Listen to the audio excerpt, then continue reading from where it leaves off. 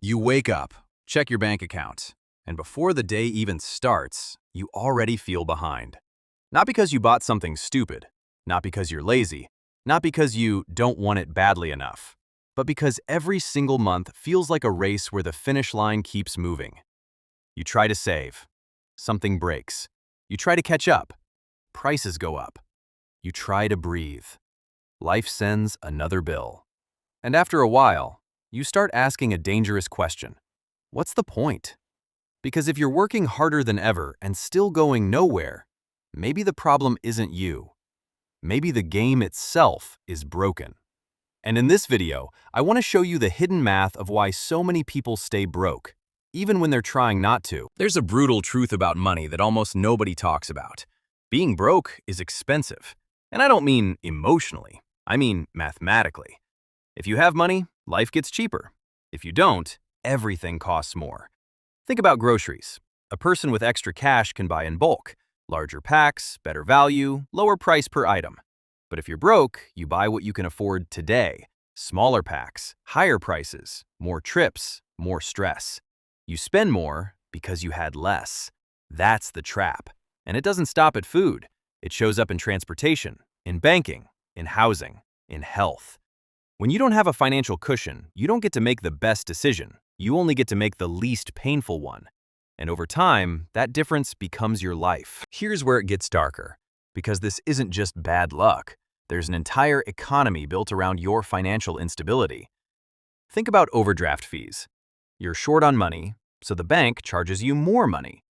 That's insane. Or buy now, pay later apps. They don't exist to help you. They exist because millions of people don't have enough cash to buy normal things comfortably anymore. So instead of solving the problem, the system monetizes it. Same with payday loans. Same with high-interest credit cards. Same with late fees. And the logic is always the same. You're struggling? Perfect. Pay extra. It's like getting charged admission to your own emergency. And the worst part? When you're stressed, you're more likely to make bad decisions. That's not weakness. That's biology. One of the most damaging effects of being broke isn't just what it does to your wallet. It's what it does to your brain. When you're constantly worried about money, your mind stops thinking long-term. You stop planning. You stop imagining. You stop building. Because all your energy goes into one thing: getting through this week. And that creates a dangerous loop. You make short-term decisions because you're under pressure. Those short-term decisions create long-term problems.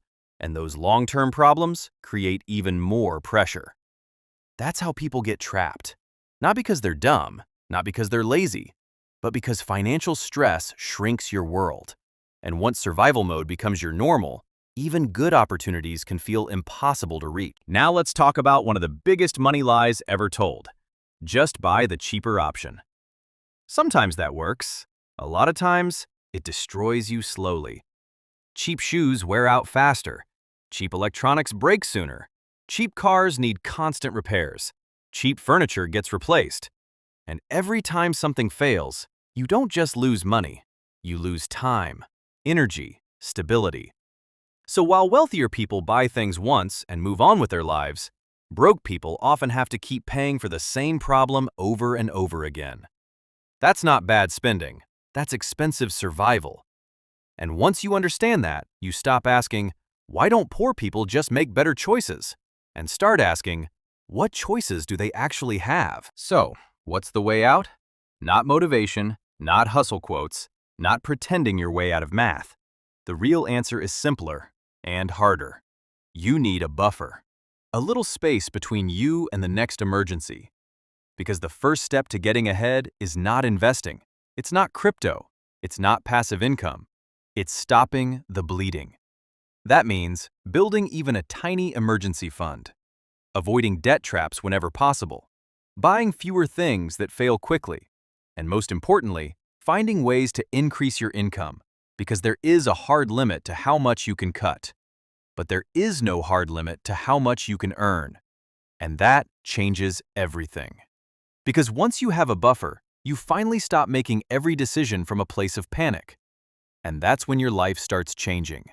Not overnight, but mathematically. If you've been feeling stuck with money, there's a good chance you're not failing. You're just trapped in a system that punishes people for not having enough. And once you see that clearly, you stop blaming yourself and start playing smarter. Because the goal isn't just to work harder. The goal is to stop living inside a financial trap that was designed to keep you small. This is Sam Invests, and if you want to understand how money really works, subscribe.